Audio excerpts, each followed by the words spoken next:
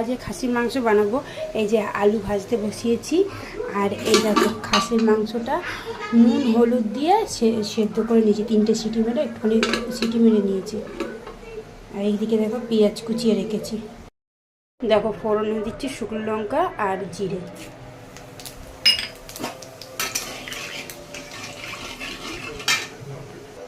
দেখো ফোড়নটা হয়ে গেছে, এবার পেঁয়াজগুলো দিয়ে দেবো।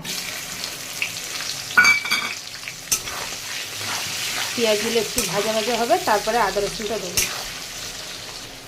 এ দেখো একটুখানি চিনি দিচ্ছি, একটু চিনি দিলাম তাতে কালারটা ভালো আসবে। এই দেখো পেঁয়াজটা ভাজা ভাজা হয়ে গেছে, এবার এই আদা রসুনের পেস্টটা দিয়ে দেবো।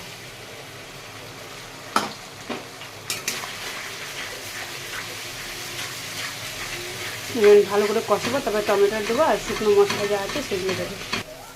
এরকম মশলাটা হালকা কষা হয়ে গেছে, এবার টমেটোটা দেবো। এটা দিয়ে নাড়তে থাকবো, তারপরে তোমার গুঁড়ো মশলাগুলো দেবো। এই দেখো এই যে টমেটোটা হয়ে গেছে, এবার দেবো গুঁড়ো মশলাগুলো। এর মধ্যে আছে গরম মশলা, কাশ্মীরি লঙ্কার গুঁড়ো, ঝাল লঙ্কার গুঁড়ো, নুন, জিরে গুঁড়ো, হলুদ গুঁড়ো। নুনটা ওই যেহেতু কুকারে সিটি মেরেছি, ওটা দিয়ে একটু সেদ্ধ করেছি বলে ওই জন্য নুনটা অল্প দিয়েছি এর মধ্যে।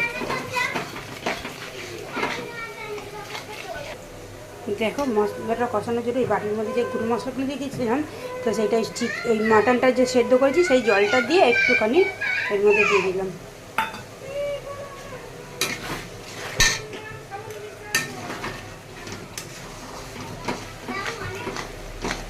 এটা আস্তে আস্তে কষুক, তারপরে মাটনগুলো দেবো। এই দেখো এটা একটু তেল ছেড়েছে, এবার আমি এই মাটনগুলো দেবো। মশলাটা কষা হয়ে গেছে, ঠিক আছে, তেল ছেড়েছে, এবার আমি মাটনগুলো দেবো।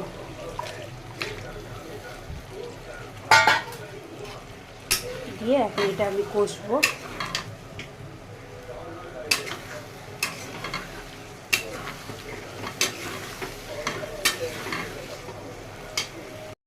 আলু দিয়ে একটু নেড়ে আর জল দিয়ে দিয়েছি। এটাতে ভিডিওটা করতে ভুলে গেলাম, ক্যামেরাটা অন হয়নি। হ্যাঁ, আমি এটা ঢাকা দিয়ে দেবো, এটা হবে আস্তে আস্তে।